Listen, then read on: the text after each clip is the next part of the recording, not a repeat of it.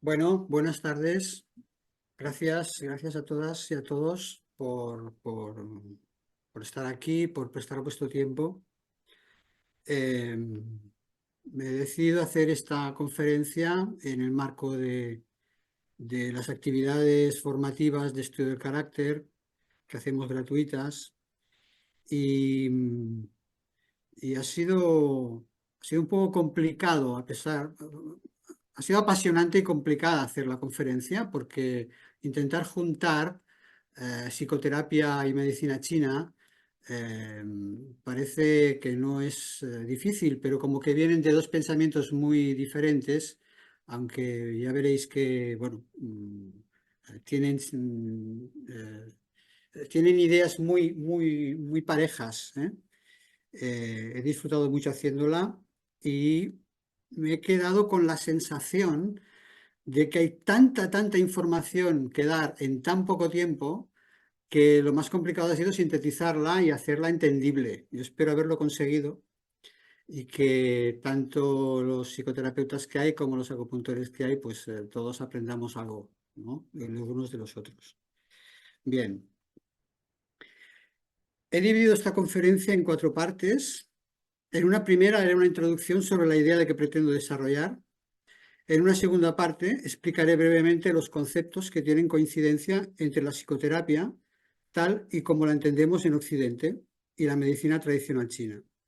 Conceptos e ideas que, a pesar de llevar nombres distintos, tienen la misma significación. En la tercera desarrollaré no solo la relación que tienen los órganos internos con la formación del carácter, sino también cómo determinadas enfermedades o situaciones clínicas que presentan con frecuencia a nuestros pacientes nos pueden dar noticia o pistas del tipo de carácter y neurosis a la que apuntan. Enfermedades que, aun siendo tratadas por los profesionales sanitarios de las instituciones médicas, en numerosas ocasiones no tienen un diagnóstico claro o se sitúan dentro de las patologías crónicas, algunas de ellas medicadas de por vida, creando una dependencia casi absoluta a la medicación y enquistando el desequilibrio emocional, energético y relacional. En la tercera parte desarrollaré el objeto de esta conferencia, que es mi deseo poder hacerlo en forma clara y concisa. Y en la última y cuarta daremos tiempo para preguntas o dudas que vayan surgiendo. Durante el rato que compartiremos, intentaré ofreceros una mirada, mi mirada, y una hipótesis integradora de dos pensamientos que, aunque alejados en el tiempo y en el espacio geográfico, comparten puntos e ideas en común. Por un lado, tenemos la visión de la psique en Occidente, que a partir de finales de 1800 y 1900, a partir de Freud, empieza a desarrollar y conceptualizar sus teorías sobre el aparato psíquico, el inconsciente, el origen de las pulsiones, etc. Y por otro, los conceptos sobre la mente y la energía explicadas a través de la medicina tradicional china en Oriente, que desde hace aproximadamente 2000 años ya contemplaba la existencia de sentimientos, sus cualidades como la asertividad, la fuerza de voluntad, la reflexión, a las que relaciona con diferentes actividades orgánicas, por ejemplo, la reflexión con el sistema digestivo. Y también la existencia de emociones, la ira, la tristeza, el miedo, la preocupación, y el hecho de que su presencia excesiva en nuestro sentir, sea en intensidad o en duración, pueden provocar el desequilibrio entre ellas y, por lo tanto, la enfermedad. El tema es muy amplio. Incluye numerosas cuestiones y conceptos, a la vez que preguntas difíciles de resolver por lo complejo que es.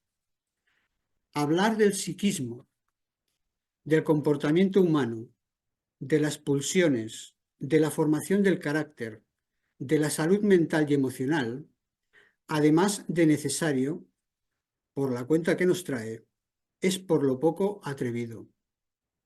Si además se intenta entrelazar el concepto de energía, el ki, el yin y el yang y los elementos de la naturaleza, en los que incluyo el entorno familiar y social, como mínimo podemos entrever el inicio de un camino que obliga al caminante a estar dispuesto y abierto a una mirada más amplia y larga. Esta es una disposición que os pido a partir de ahora. No pretendo sentar ninguna cátedra, ni aportar dogmas, ni tan solo soluciones a las dudas más básicas que se nos presentan en nuestra clínica delante de los pacientes. Con abrir el campo y sembrar el interés sobre la cuestión me conformo. Si miro atrás, recuerdo a mis profesores, a mis maestros, los libros, sus ideas y mis numerosas y atentas lecturas estudiadas. Empecé con medicina tradicional china, la fisioterapia, la terapia sacrocraneal y desde hace años me zambullí en la psicoterapia. Gestalt, psicoterapia integrativa, bioenergética y psicoanálisis son los pilares dentro del campo psíquico en los que baso mi trabajo como terapeuta. En concreto, me interesa, y es el centro de esta conferencia, la formación del carácter. El carácter como eje central del funcionamiento humano y todas sus interrelaciones. Una estructura funcional arraigada en nuestro organismo que las gestalts que han quedado inconclusas y pendientes a lo largo de nuestro devenir evolutivo. En este devenir hay que tener en cuenta no solo todo lo interpersonal, lo intersocial, lo transpersonal, sino también las del aparato psíquico con nuestro cuerpo.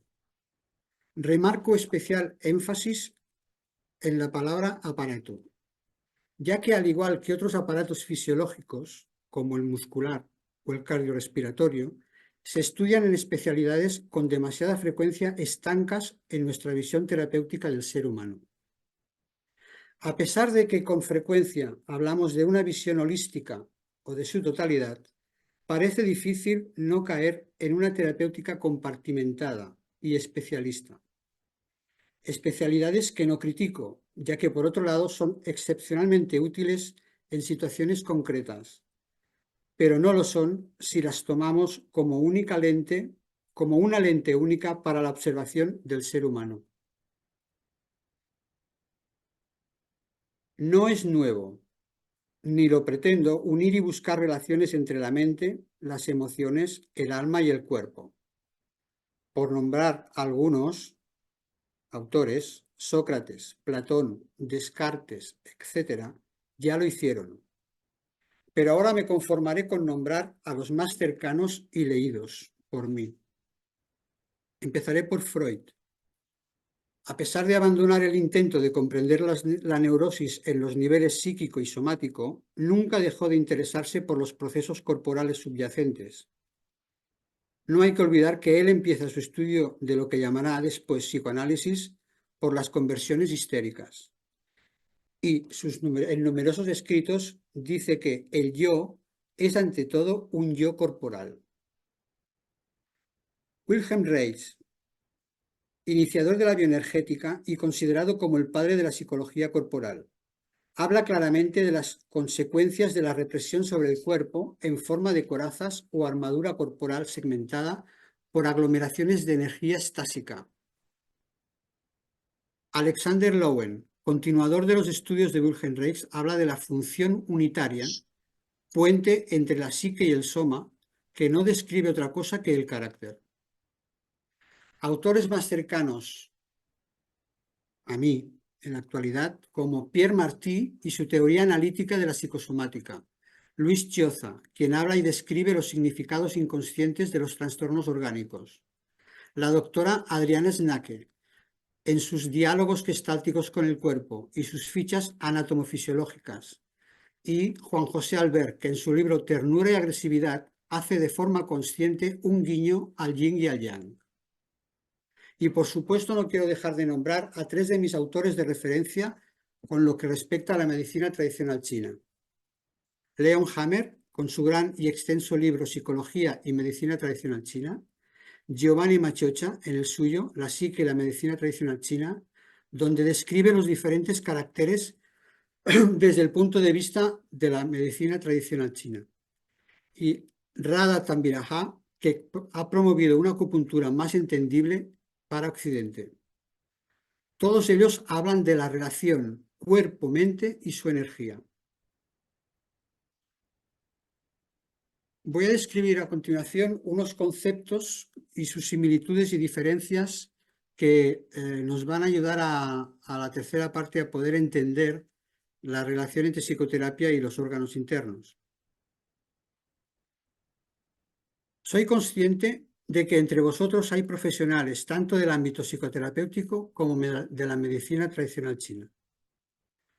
Y no solo eso, sino que en cada uno de estos dos ámbitos terapéuticos existen diferentes líneas de trabajo y comprensión de la salud y la enfermedad.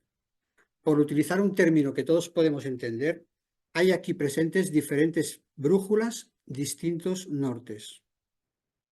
Es mi deseo que todos podáis participar y entender en lo posible mi exposición, por lo que se hace imprescindible, antes de entrar al meollo de la cuestión, una breve descripción de términos y conceptos que coinciden o no en ambos pensamientos terapéuticos, para después unirlos y proponer una visión integradora. Empezaré por el concepto energía. Para mí, el más importante y que genera, creo yo, más y mayores interpretaciones. La conocemos gracias a sus manifestaciones, a lo que nosotros dentro del ámbito clínico llamamos síntomas, signos, enfermedades, desequilibrios, pulsiones. Se la nombra de diferente manera según la cultura o la religión. Freud la llamó líbido o energía sexual, Reich energía vegetativa, Juanjo Albert la llama impulso unitario o impulso vital, definida por él como la disposición energética potencial con la que nacemos, el flujo de vida del estar en el Tao. La medicina tradicional china a la energía la denomina Qi y la define como la fuerza de vida que mantiene el equilibrio de la salud espiritual, emocional, mental y física de una persona. Hay más definiciones, pero yo me quedaría con estas, ya son suficientes para manejarnos hoy aquí.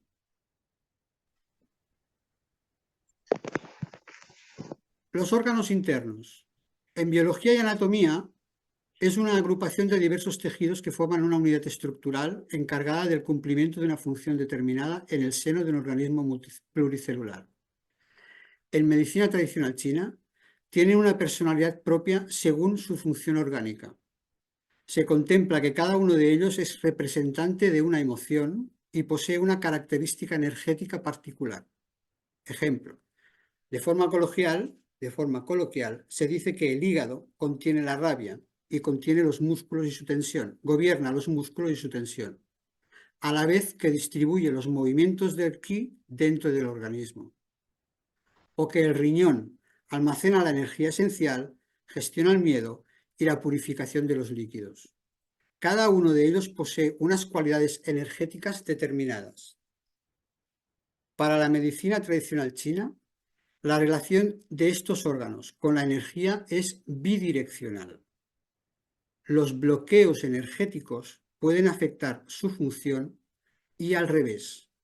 Un órgano enfermo afectará la circulación fluida de los canales externos.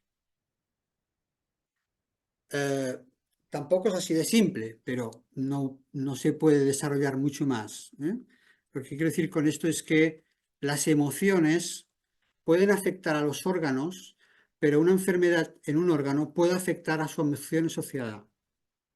Es un ir y venir, según la medicina china.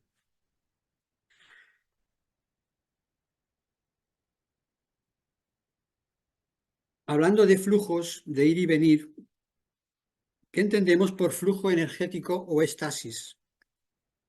Para Reich, Lowen y Juan José Albert, la energía se desplaza por el cuerpo de forma longitudinal por todo el organismo cuando fluye de una manera libre. Esta energía o excitaciones vegetativas se transportan en forma de ondas por todos los tejidos y órganos corporales a partir de los impulsos de vida.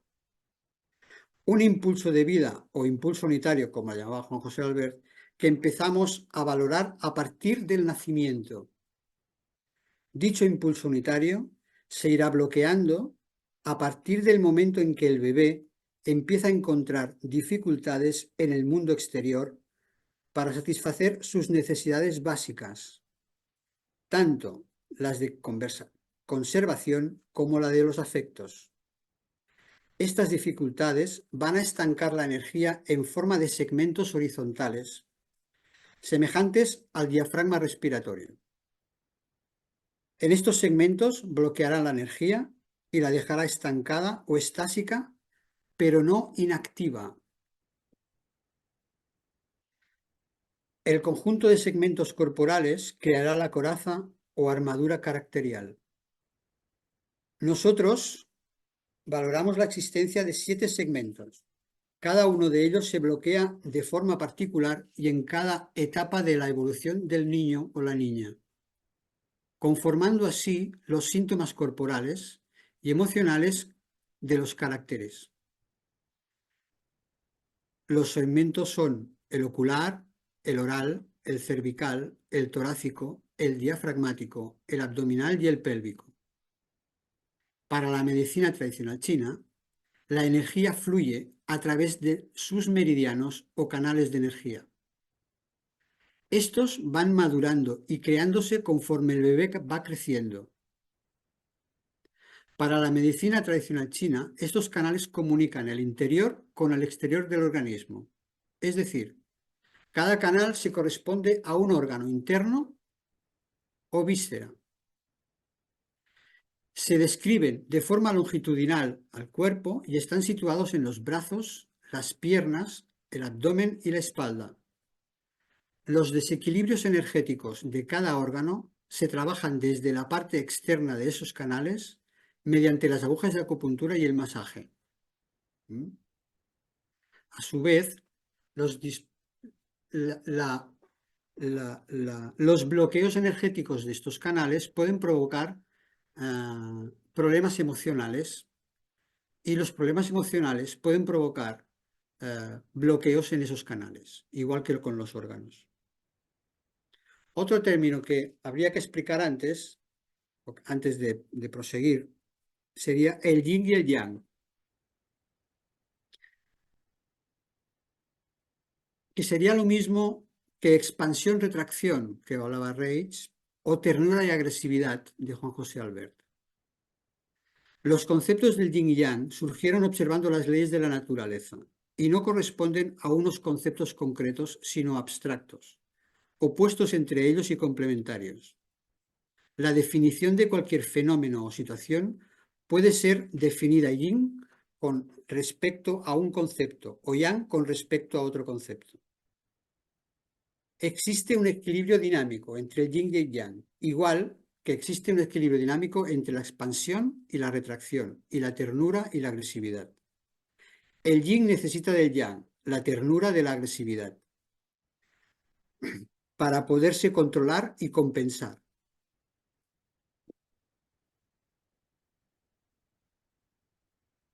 El organismo debe mantener un equilibrio yin-yang, un equilibrio entre la ternura y su agresividad, entre el sentir y el actuar, entre el recibir y el dar. No se trata de un equilibrio estático, más bien de un equilibrio dinámico y relativo. Si uno de los componentes entra en desarmonía, provocará que el otro también se desequilibre y al final perderá la armonía global y aparecerá la enfermedad o el desequilibrio. Ambos son dos cualidades energéticas del flujo de vida. Ambos necesitan expresarse y hay un momento para cada uno de ellos. Hay un momento para la ternura y un momento para la agresividad. Hay un momento para el yin y un momento para el yang. Hay un momento para dar y otro para recibir. En la psicoterapia integrativa se corresponden las dos cualidades del impulso unitario, lo que hemos llamado antes impulso de vida. Existe un impulso tierno, en la psicoterapia integrativa se corresponden a las dos cualidades del impulso unitario. Existe un impulso tierno, yin, que da noticia de lo que sentimos, de nuestras necesidades, es decir, el contacto íntimo con uno, con una misma. ¿Qué quiero? ¿Qué necesito? ¿Qué deseo? y el impulso agresivo, que procura satisfacer nuestras necesidades de las que nos informa el impulso tierno y que realiza su función mediante la acción de procurarse la satisfacción y correspondería al yang. ¿Mm? Hay un momento para pensar qué quiero, un momento para sentir qué es lo que necesito y otro momento para actuar. Otro concepto que quiero explicar antes sería las fases de la maduración infantil. El carácter se desarrolla a lo largo de las fases de maduración infantil, que queda cerrado hacia los 7 u 8 años, de manera que en cada momento, en cada fase, hay un disparador biológico y ese disparador permite que vaya madurando todo el organismo. Así pues, el carácter es una función que se desarrolla desde la infancia, desde el momento del nacimiento, que tiene por misión adaptar al individuo al ambiente y a la vez defenderle de las frustraciones, las agresiones que puedan venir del ambiente. Dicho disparador biológico va en función de las necesidades del niño o la niña. Este disparador biológico está relacionado directamente con el sistema nervioso central y el sistema nervioso periférico. El bebé, cuando nacemos inmaduros o inmaduras, con un sistema nervioso y un organismo que necesita crecer y formarse lentamente. Conforme va teniendo sus necesidades y el cuerpo va madurando, es el disparador que va favoreciendo que esas necesidades aumenten y obliguen al ambiente, a la madre o al padre, a satisfacerlas. No es lo mismo las necesidades de un bebé de 3 meses que la de un niño de 2 o 3 años. Nacemos inmaduros, inmaduras. Desde el nacimiento somos seres vulnerables y dependientes de los demás. Nuestro sistema nervioso y el sistema orgánico en general aún necesitan tiempo para ir madurando. Lo hace lentamente y conforme crecemos, nuestras habilidades, necesidades y capacidades se van adaptando al crecimiento corporal. Bien, dicho esto, voy a explicar la relación que tiene la formación del carácter con cada una de estas fases. Tenemos poco tiempo para poder explicarlo bien. Tened presente que esto que voy a explicar ahora en media hora aproximadamente, tal vez menos, no lo sé, a ver cuánto voy a durar, es una formación de 2 años, con lo cual he intentado sintetizar al máximo, tomar nota de las preguntas o dudas que tengáis para poderlas aclarar al final. Lo que sí quisiera decir es que cuando nacemos, ya nacemos con energía. No, a pesar de que se tenga que organizar se va organizando en cada una de las fases de crecimiento, se va a organizar también, según la medicina china, poco a poco, conforme se van creando los canales y meridianos, nosotros ya nacemos con energía, con un impulso vital, con un impulso unitario. Los órganos, aunque inmaduros, ya están presentes, todos. No hay ninguno que no esté presente al nacer. Y están presentes ellos físicamente y están presentes sus posibilidades. Sobre esta base energética con la que nacemos, una base neurológica, orgánica, se van a desarrollar las funciones psicoemocionales y en cada fase hay unas determinadas funciones que madurarán específicamente. La primera fase es la fase preoral. Es la primera fase del desarrollo, que abarca aproximadamente desde el momento del nacimiento hasta los 3 meses. En este momento, el bebé está en un mundo totalmente, se siente en un mundo y se siente absolutamente omnipotente. Solo tiene percepción de su propia existencia a través de sus percepciones sensoriales y sensitivas. No tiene ninguna capacidad de cognición. El mundo al que llega le resulta hostil como mínimo. Hay un cambio brusco de temperatura, hay una luz que no estaba antes, hay unos sonidos que no estaban antes, y debería de ser acogido para mitigar esa brusquedad, esa hostilidad. Si la madre no atenúa esa hostilidad, tras el nacimiento, el niño se verá proyectado en este medio hostil desde el calor y la calidez de su matriz. Vive el mundo como amenazante. Es función de la madre, de quien le acoge, poder mitigar esta frialdad.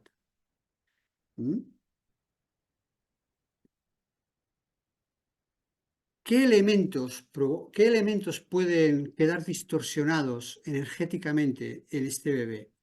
A mi modo de ver, es la piel.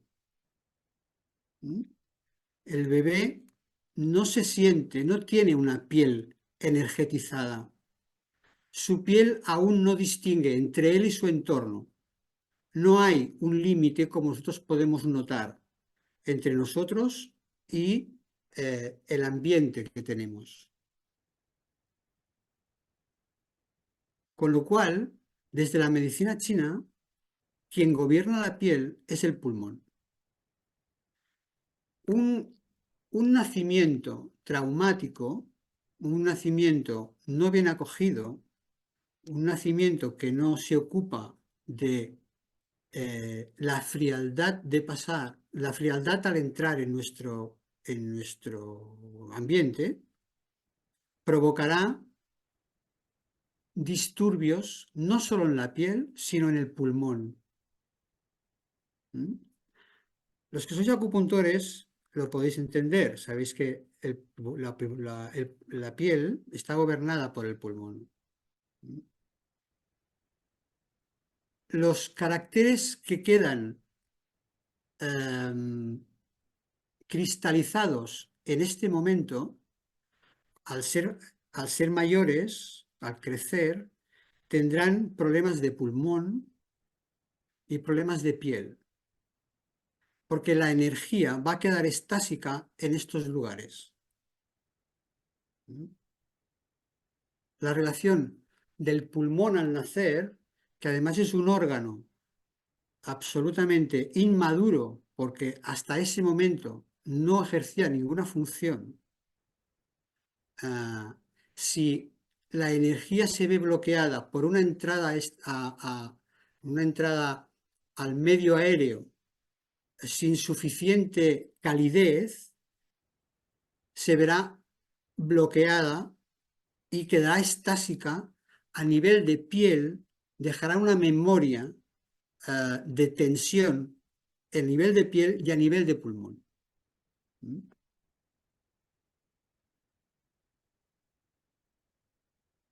La piel en estos momentos del recién nacido aún no está investida neurológicamente, ni de la energía necesaria para identificarse como separador del medio ambiente.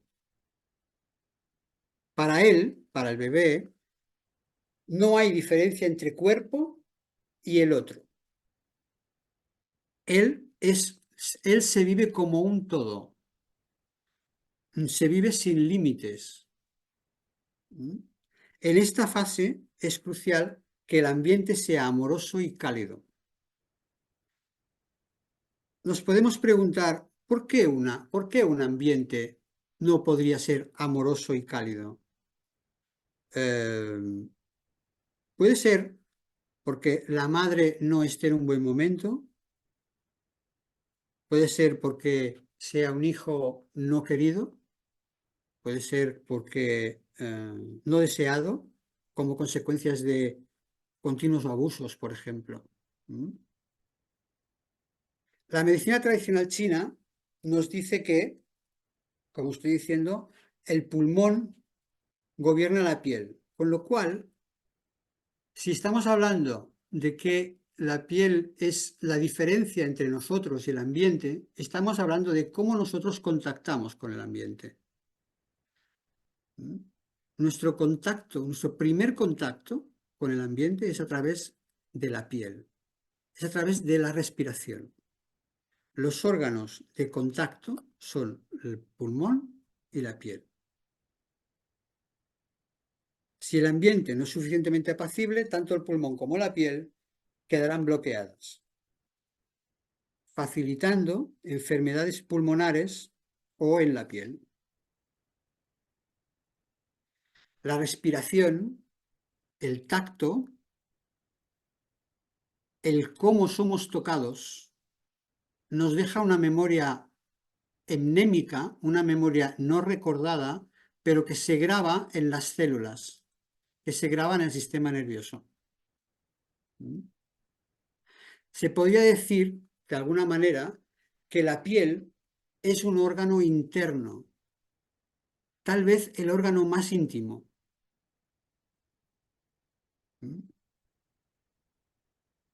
A todas nos gusta que nos toquen bien, que nos acaricien, la fuerza de la caricia, la fuerza de el abrazo. Y por el contrario, hay personas como los caracteres esquizoides que se cristalizan en esta fase, que tienen dificultades en ser tocados y en tocar. Y cuando tengáis pacientes en clínica que vengan con asmas, con bronquitis de repetición, con asmas de diferentes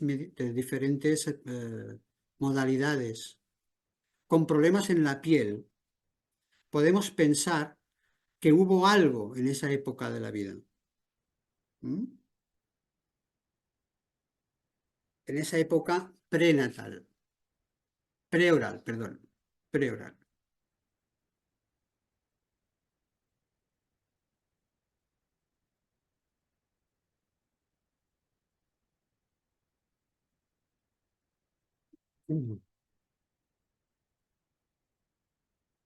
En esta etapa, en la etapa preoral, también se ven afectados los ojos, la mirada. En medicina tradicional china, los ojos vienen gobernados por el hígado, con lo cual el hígado también es un órgano que se puede ver afectado en estos momentos. Después hablaremos un poco más del hígado. En medicina china se dice que los ojos son la ventana abierta del hígado al exterior. El carácter que se estructura en esta fase es el esquizoide y tendrá dificultades para confiar en su propia existencia. Y habrá una gran distorsión en el de yo estoy. Para quien haga meditación o ejercicios de presencia, siempre está la presentación, siempre está la respiración. Siempre se dice, respira, atento a tu respiración. Esa respiración nos conecta con el impulso de vida.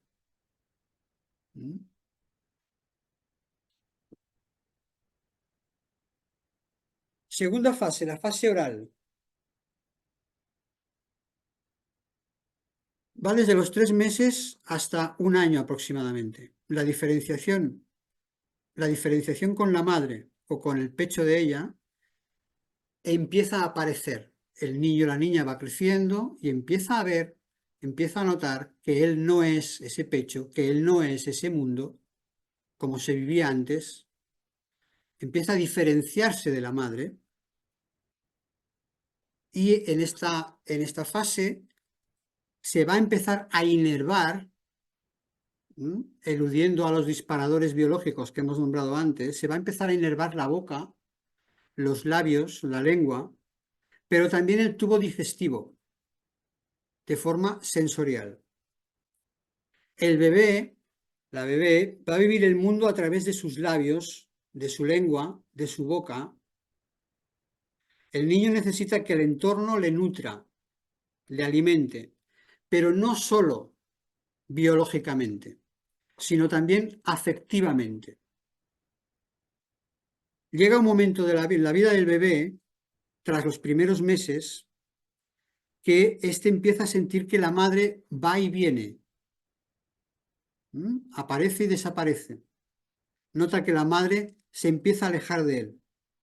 La madre se separa con la experiencia nutricia antes de que el bebé pueda quedar satisfecho. Podríamos decir que la experiencia nutricia, la experiencia del hambre, no, no está en los labios o en la boca.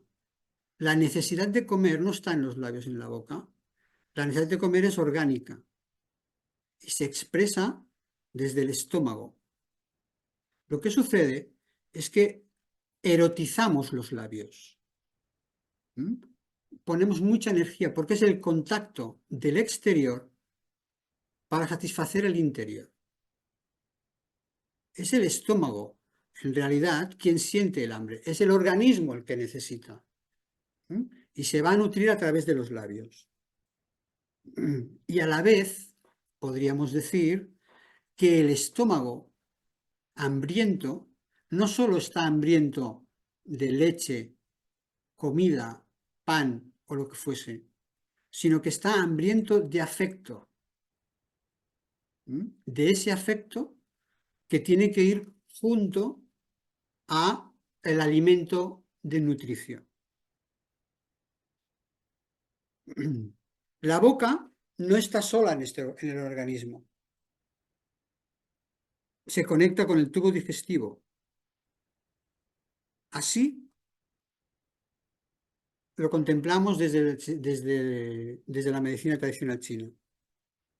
Si estas necesidades no son satisfechas adecuadamente, tanto las de conservación como las de afecto, la energía se irá bloqueando en este segmento, en este segundo segmento, dejando una energía estásica que afectará también a la energía del estómago.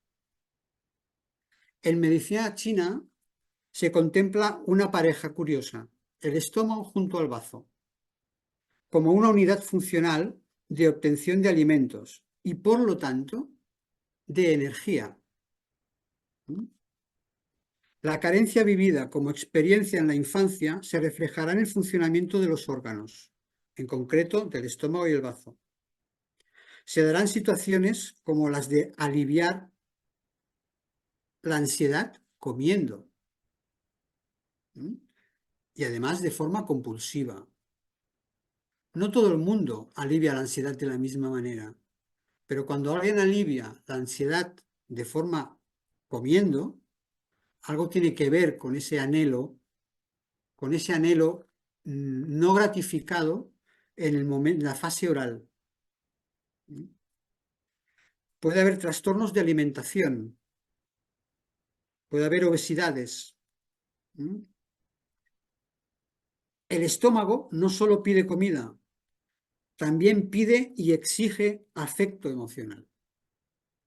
Cuando alguien come chocolate compulsivamente, está pidiendo compulsivamente afecto, visto desde la medicina china.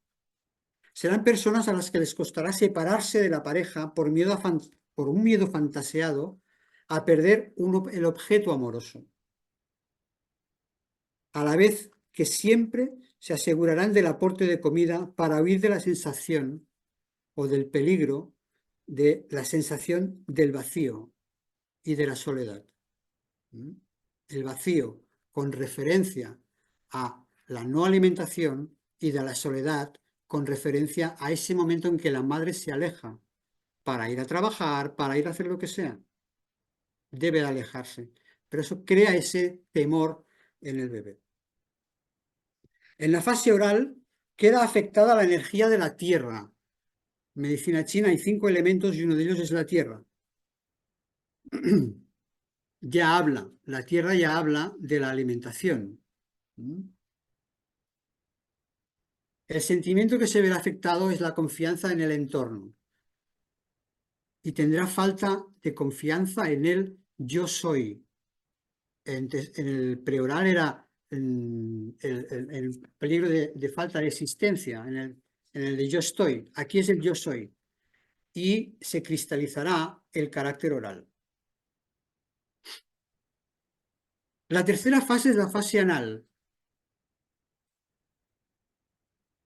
que va desde... ¿Vamos bien? ¿Voy muy rápido? ¿Está bien? ¿Sí? Vale, vale.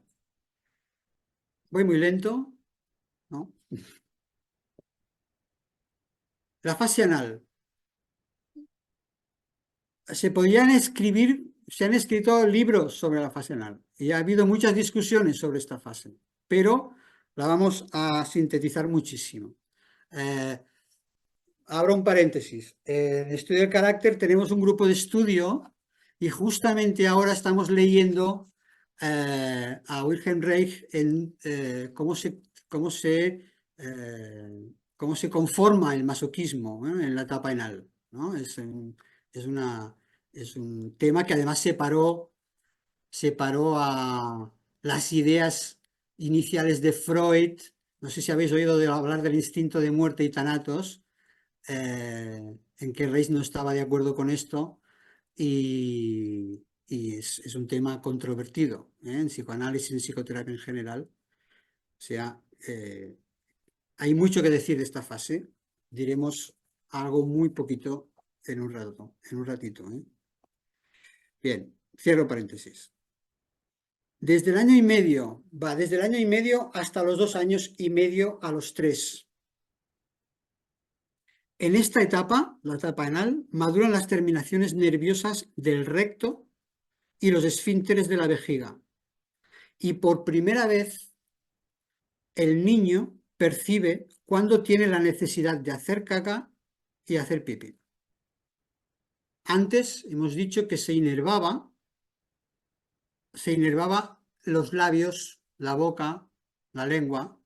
Ahora se está inervando los esfínteres anales y es cuando el niño empieza a decidir cuándo va a hacer caca, cuándo va a hacer pipí.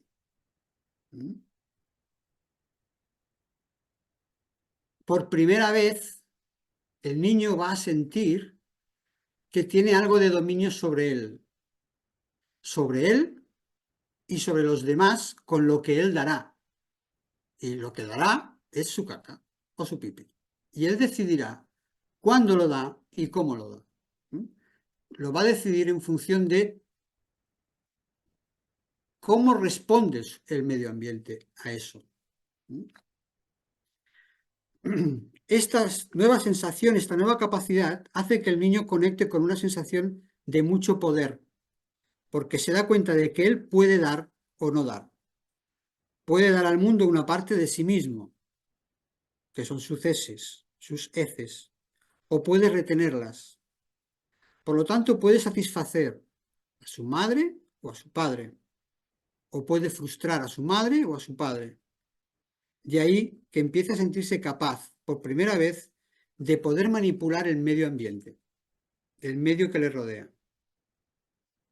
Se puede entender fácilmente que el órgano que predominará en esta fase es el intestino grueso, el órgano que predomina en el desechar lo viejo,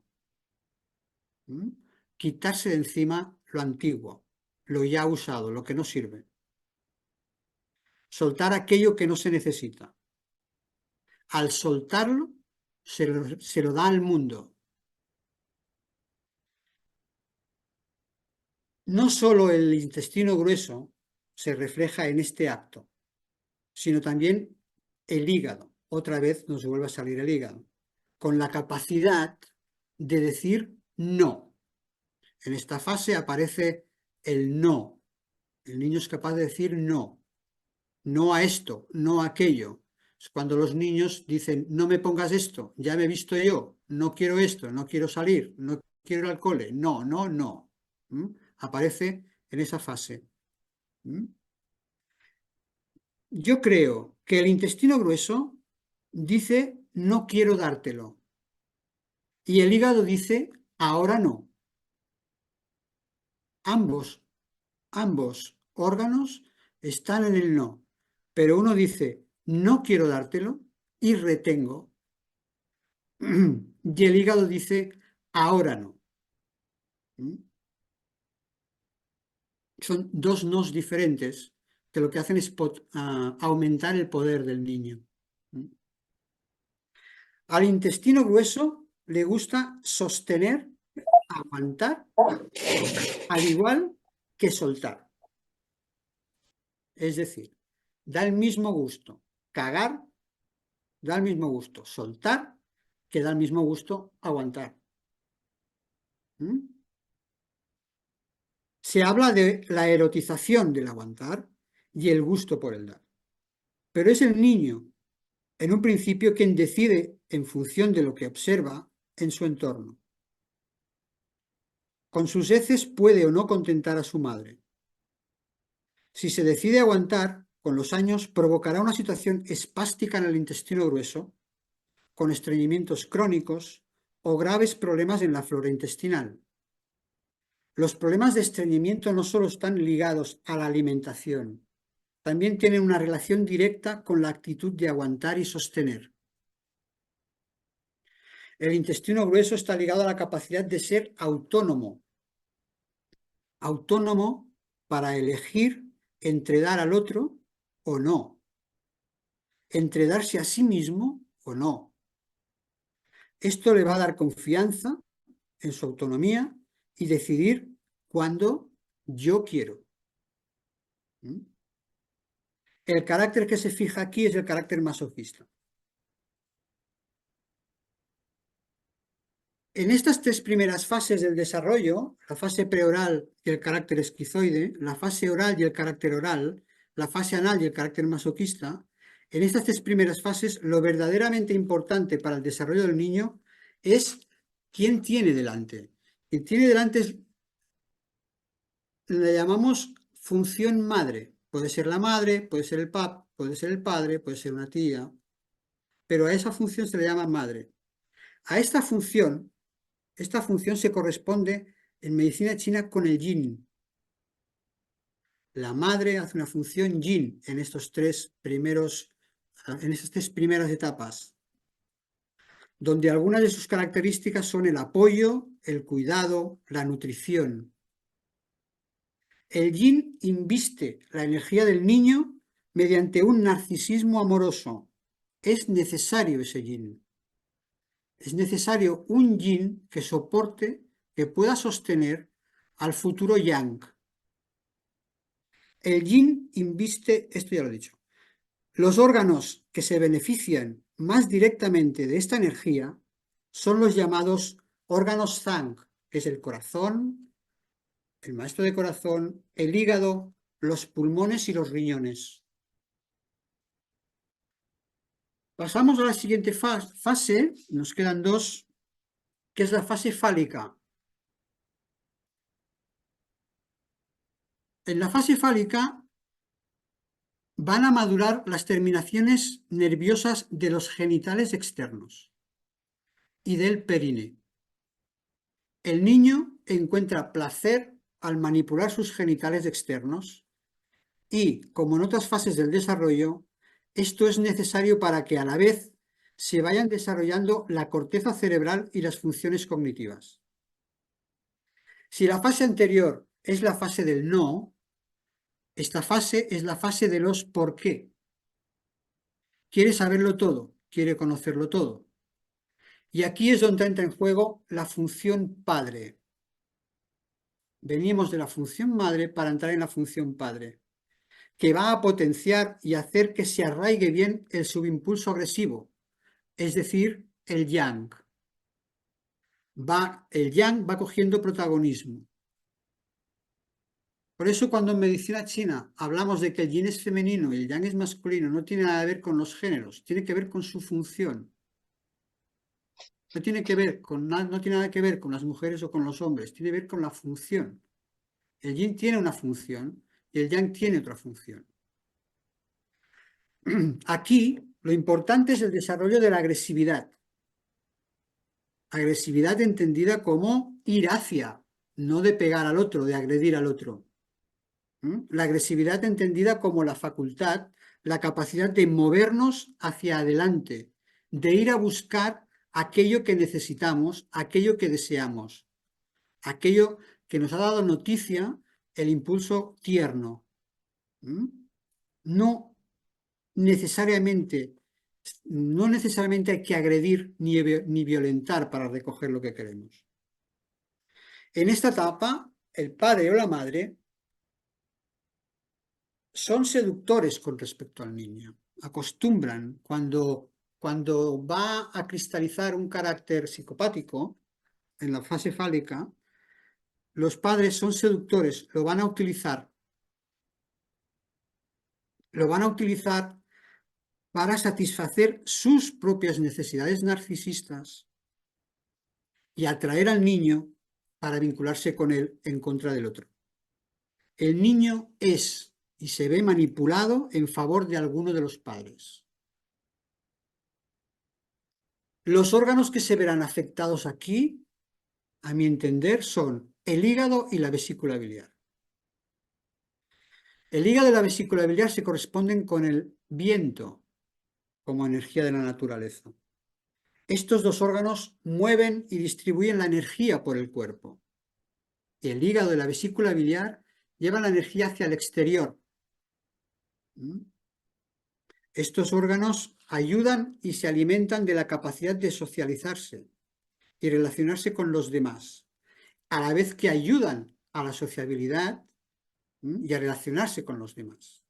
Los niños empiezan a esta edad a buscar a sus grupitos, a sus amigos, y eso lo hace un buen hígado, lo hace una buena vesícula biliar.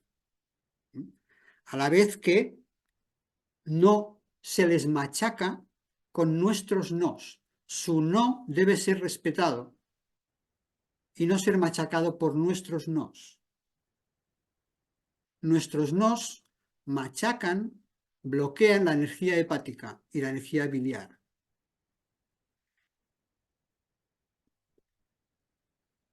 Esta salida al exterior, a la sociabilidad, el niño la vive como por primera vez como la primera posibilidad de independencia. Cuando se bloquea, cuando se inhibe esta capacidad de independencia, se inhibe la energía hepática, la energía de la vesícula biliar. Quedará estancada